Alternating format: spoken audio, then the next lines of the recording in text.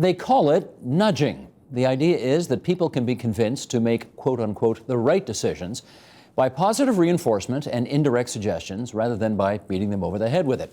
And it's an idea that governments have been quick to embrace. Joining us now for more on the power of the nudge, David Halpern. He is Chief Executive and Board Director at the Behavioural Insights team, and he comes to us from London, UK, and we're happy to have you in the colony, as it were. Hi, nice to be here. Very good to have you here. Let's just start with this. What's behavioural economics? Well, it's basically trying to make a realistic model of how people actually behave, as opposed to, for many years, particularly in economic models and actually in political models, we make these rather naive assumptions. We think if we pass a law, something will happen. If we change a price, something else will happen. And often it turns out people are much more complicated than that. So essentially trying to use psychology, if you like, to build a more realistic model of the person and then build sort of policy and practice around that. We've been following the other kind of economics for hundreds and hundreds, if not thousands of years. So who came up with this? Well, it comes from various roots. I mean, particularly as a guy, Danny Kahneman, many people think is pivotal, and he got the Nobel Prize actually for it. And for 40-odd years, he looked at these sort of issues of, well, how do people actually make decisions? You know, when you're trying to decide, you know, what's the right thing to do in your life, or even on a maths problem, whatever it would be, it turns out, use mental shortcuts to try and get the right answer. So this is built up, first of all, in a lot of laboratory work over a number of years to find out, well, actually how people make decisions. But what's happened much more recently is governments, including my own in Britain, have started to use these insights and evidence inside policy and practice. Let's follow up on that. And to that end, I'm going to read something, an excerpt from earlier this year from The Independent, which I think is on your side of the pond, not ours. Here we go. Nudge articulates the idea that people can be persuaded to make the right decisions by simple changes in how choices are presented to them. The theory was laid out in a groundbreaking 2008 book of the same name by economics professor Richard Thaler and law professor Cass Sunstein. The American academics argued that people often make bad decisions in areas of their lives, from personal finances and health to broader issues like how they treat the planet. This simple statement challenged the idea that people act in a purely rational way, always making choices that benefit them financially or in some other way, which is often used as the basis for economic models.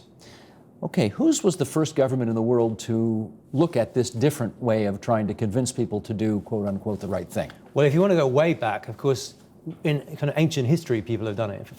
Frederick the Great is sometimes credited when he tried to encourage Europeans to eat potatoes, and he did it. And first of all, he tried to pass laws and he threatened people, and then he realized that wasn't working very well, and he changed his tact. And what he actually did is he got his guys to plant a field of potatoes outside the palace, and he put some of his guards on, and he said, but don't do a very good job. And of course, people started stealing these potatoes and then planting them everywhere. So if you like, that's a very early example. But what you really mean, I'm sure, is more recently. So it's particularly the Americans with Cass Sunstein, who I think you've had on the show before, with Obama, started to use these approaches a few years ago. And then in Britain, we started in earnest in 2010. When you presented this to Prime Minister Cameron in Britain, you plural, I mean, what was the reaction? Well, to some extent, he came into government with it already in mind, and that may be different to the Canadian context. So there are two things happening in Britain that made it much more it was the right time for it. So one, we had a centre-right government, which instincts were generally for smaller government rather than bigger government, and didn't want to tell people what to do and mandate and legislate. The other thing, well, we were broke. We were out of money. And so when you're in that situation, you can't just throw money at things, and you've got a government which doesn't want to mandate. You have to start thinking creatively about what are other alternatives. So he came and particularly linked to a guy called Steve Paikin, who was his political advisor before 2010. And they came into government wanting to do this already. Were there people in that government, or perhaps on the opposition benches, who thought, this is just a gimmick, there's nothing to this? Well, there were plenty of people, and many of the headlines around the time were that this was Cameron's vanity project, or as you say, it's a gimmick. And interesting questions were what changed people's minds, and it's the results, actually. When you talk about it in general terms, it's things, oh, it's a bit scary. When you get to quite specific examples, people say, oh my God, that's really sensible, why don't we do that already? Did Tony Blair think about doing anything in this area? That's a good question. We did do a little bit of it, and actually, as you may know, I worked for Tony Blair for 6 years. And we did look at it early on, and there were some examples where it was applied, but it never had the same political resonance. And I think that's partly because when you had a government which was generally seen as big government, and government was expanding, and spending was expanding, and he was a lawyer and was always, quite good at coming up with new laws, When you do nudge-type approaches as well, it feels like, it's something on top. Whereas when you're in the context you're going the other way, it feels very different, if you see what I mean. So timing and who does the nudging matters. I think so, yes. The politics of it are clearly relevant. Mm-hmm. You want to give us an example? How did you nudge people to do something they might not otherwise have done? So here's a good example which governments have wrestled with for 50 years. How to get people to save more for retirement. And frankly, we all wrestle with that ourselves. And it's like a lot of these things where we intend to do it, but we never get around to it. And why not? We know it's a good thing to do, but it's going to involve some paperwork and some hassle, and it's all rather boring. So we think, oh, you know what, I'll do that tomorrow. And we always think we'll do it tomorrow. So in the UK, as in, I think, Canada, we've had lots of schemes where we use tax subsidies to encourage people to save. And it turns out they don't work very well. For every dollar you put into a tax subsidy, typically you get less than 10 cents of extra savings. No, we've got billions and billions of unused capacity here for retirement savings plans. Right, so well, what's wrong? It turns out a big issue is that people just don't want to do the paperwork. They do. And if you turn it around, and which we did last year in London, we turned it so now instead of having to actively opt in to your pension scheme, it's still your choice, but you opt out instead. So your employer writes to you and said, we're going to put you into a scheme. If you don't want to do it, just tell us, that's fine. But you opt out. And what difference does that make? Well, absolutely. Millions more people are now saving. So we go from, say, a little over 60% of people saving to well over 80 to 90%. And for people eligible, it's more than 90%. And it particularly increases saving in the young and low-income groups as well. So it's an utter game changer.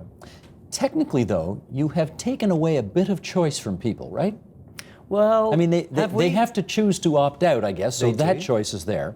They do. But it is kind of a reverse choice compared to the way it was. It is, and it did come after a long discussion and consultation.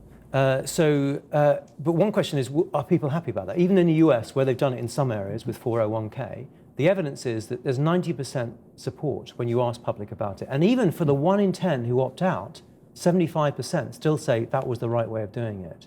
So in the UK, we did it partly with a big consultation. In some way, what it is the public are saying to us, when you show them the evidence, wouldn't it be better to do it the other way around? In a funny kind of way, it starts with people giving the government permission to make the change. Gotcha. Let's do another example. People everywhere don't like paying their court fines on time. Yes. Traffic tickets, whatever. Have you done something about this? We've done quite a lot in that area, and as you said, it's not something everyone loves to do. On the other hand, of course, if your neighbour's not paying their tax, and you're having to pay it for them, that's not so great either. So yeah, an example in that area is we just tried changing the letters. So our tax authority, your CRA, would write to people who hadn't paid their tax and owed it. And we said, can we just try adding one line? And we're going to tell people something which is true, which is 9 out of 10 people pay their tax on time. Happens to be true in the UK. Adding that one extra line led to a significant increase in the number of people who then pay their tax, and it led to a reduction in the number of complaints about these letters. Why? Well, because I think on that one, it's two things. Why does it work? It's because we're very influenced by what other people are doing. When you come back to your car and there's a flyer in the windshield, do you drop it on the ground? It depends whether there's already flyers and litter on the ground. And so we're very influenced by what other people are doing. So just telling people that's what others are doing is a very powerful force of influence. In terms of the complaints, I think, what do our normal tax letters look like? They're often threatening.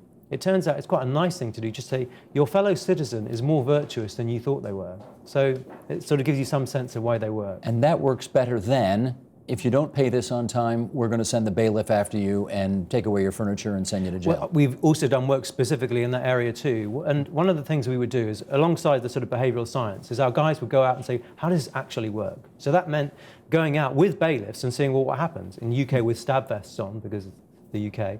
And when the door is opened, what do you see? You see two things. The person who opens the door, they're very surprised. They weren't expecting the bailiff. How can that be? And then by the door, there's a pile of unopened letters. It's post. So the court is sending them more and more letters, and they're not opening the letters. So we did a trial instead, sending them a text on a phone. And hey presto, it doubles the rate of payment. And if you add the person's name, say, Steve, you haven't paid, blah, blah, blah, that makes it even more effective. And again, in terms of behavioral economics, why does that work? Well, first of all, it's pretty straightforward. It makes it easy to understand you're reaching someone. And by the way, if there's one simple thing that comes from this, your viewers will all realize already, is just write something in plain English. Is the most basic thing of all. When you receive a letter from the government or correspondence, do you look at it and say, oh yeah, that's clear? Or I have no idea what they're saying to me. So even very simple things, by making something easy to understand, can have a very big impact. Personalizing, saying something in your name. We did something recently with people who were trying to get them back into work, and they're often booked into, there's a jobs fair at the weekend. We put you down for this thing. 1 in 10 people turn up. That's all it is. When you turn it into something more personalized, say, Steve, we booked you into this thing. Good luck. It's almost 3 times as many people will turn up. I mean, again, you can see why that's the case. But why not do it that way? It feels nicer and it's more effective. Presumably, though, there is an additional cost to designing a program that can be that much more sophisticated. So does this cost government more? Well, not much more. So if you go back to tax letters, I know they're not the most exciting thing in the world, but your government will send out millions of letters. Now, there's no reason actually why they can't vary the letter and try different wording and see, well, which one's more effective. Now, you only need to bring in a tiny amount of extra revenue or save a bit of administration, and the effects are very, very substantial. So it pays for itself, essentially. It does. And so when we set up the Behavioural Insights team in Downing Street in London, we actually set it up with a 2-year sunset clause. So we said, if this doesn't work, in fact, if this doesn't pay for itself 10 times over within 2 years, we will shut down the team. Did it? It certainly did. It a did? lot more than 10 times. Huh. More than 10 times over. Indeed. Is there a little discomfort about the fact that in some areas of this, you're kind of shaming people into doing the right thing? Yes? Well, I don't think we do much shaming. You don't We like think that about word. it a bit different, which is that the most basic is try and design your services around people rather than expecting them to design their lives around you, right? So we try and make it almost, if you like, ergonomically. We try and design it around people who are busy and got better things to do. And that's a lot of our work. Taking the citizen into account. What a concept. No, does anybody do that? It's a good idea. No, it's a good idea, but how few people do it. Well, let's try this. I want to read this from, again, from the Financial Times, which is one of those publications over there. Not everyone agrees, says the Times. In 2010, 2 behavioral economists wrote in the New York Times that, quote, behavioral economics is being used as a political expedient, allowing policymakers to avoid painful but more effective solutions rooted in traditional economics. Just before British Prime Minister David Cameron came to power, he sang the praises of behavioral economics in a TED Talk. Quote, the best way to get someone to cut their electricity bill, he said, is to show them their own spending, to show them what their neighbors are spending, and then show what an energy-conscious neighbor is spending. But Cameron was mistaken, say the authors here. The single best way to promote energy efficiency is, almost certainly, to raise the price of energy. A carbon tax would be even better because it not only encourages people to save energy, but to switch to lower carbon sources of energy. The appeal of a behavioral approach is not that it is more effective, but that it is less unpopular. Your comment. Yeah, well, it's sort of, it's written by Tim Hartford, actually, I think. And, well, it's 2 things. One thing's, it's not a bad thing for something to be popular and pleasant, but to go to the specific example, let's work out whether it's true. And I know actually this is being discussed in Canada. So how effective is it to give people feedback about how much electricity they use relative to their neighbours? It turns out, and we've got very clear evidence on this now, that giving people that information tends to reduce their consumption, their use, by about 2 to 4%. It's quite a specific number. Now, is that a lot? Does that seem a lot? Let's ask the question, how big a price rise or change would you have to have in your energy bill to lead to the same change? And it's various estimates, but generally people think it's about 20%. A 20% price hike would be necessary to have the same difference in terms of that simple feedback. But that feedback, what would you rather have? Would you rather have a 20% price hike or just be told about your neighbors? But part of me is surprised that if I hear that my neighbor is using 10% less electricity in his or her home than I am, I'm surprised people's reaction isn't, well, bully for them. This is what I do and good for them. They can do whatever the hell they want. People don't react that way? Well, who knows? Maybe in Canada people will react in that way. But in America and in Britain, they generally don't. They think, oh, that's funny. Wonder what I'm doing. Maybe, oh, well, my kid's leaving on the TV all night, you know. There was one interesting detail early on, which is they found that if it turns out that you're using less than your neighbors, actually some people will then start using more power. Huh. And so it turned out to be really important, not just to say how are you doing to your neighbours on average, but how do you do compared to your efficient neighbours. And so these things have gradually refined over time. Got it. What other countries are successfully nudging? Well, it's still early days. So we get a lot of interest from other countries across the world. Australia would be a country, particularly actually New South Wales, they're really got a kind of can-do mentality, and they're doing a lot of these things. The US has been doing a certain amount. I mean, judging from this visit, I suspect you might see more of this in Canada. A lot of Northern Europe. So quite a few countries are starting to move into it, but probably in Britain we've done the most. We've done a lot of areas on growth, public health issues, employment, many other areas. You're trying to nudge our government into nudging us more. How's that going? No, I'm really not. It's very much for your government and you guys to decide whether you want to use this stuff or not. But what I would say is that it's been amazingly effective. And I mean, I used to do a lot of work in strategic policy, and we would sit around writing white papers, inventing new laws and so on. And you go back at the end of the day and your kids would say, hey, Dad, do you think you make a difference? And you have to say, actually, I don't really know. What's really gratifying about this stuff is that you make what seem like small changes, often working with public servants, and you can see the effects very, very rapidly. I mean, can I give you another area? Please. Which is getting people back into work. So we went into what we call job centres. I think you call them employment centres. Okay. You're unemployed, you're looking for work. It'd be good. What can we do to help people back into work? Something we've been doing for a long time is we've been asking people, they have to prove they're looking for work. Like, we don't really quite trust them, right? And so we say, how many jobs, have you looked for? And in fact, we require people to show they've looked for at least 3 jobs in the past 2 weeks. To be eligible for their That's right. And if you're not trying, employment insurance, then we might be able to take away your benefits. Now, that might seem sensible, but from a psychological point of view, it turns out it's not a great thing to do for a number of reasons. If you're only looking for 3 jobs, you know what? It's not enough. You need to be looking for a lot more than that generally if you want to be back into work. And yet saying the 3 makes people anchor to 3. Another thing is it's asking you about what did you do last week. In some ways, like, who cares what you did last week? What really matters is what you're going to do next week. next week. Sure. Exactly. So we change it, and in the literature it's sometimes called about implementation intention, which is a horrible set of words, but it's basically you prompt people towards thinking in specific terms. What do you do? So in fact, look, we could play this now. So imagine you decided, you're fed up with this show, you're looking for something else. So Heaven forfend. I'm sure. So I say, and I'm an advisor in a job centre. So instead of asking you, what have you done the last, 3 weeks, I'll say to you, so Steve, what kind of work are you really looking for? Right? We're going to play this game for a minute.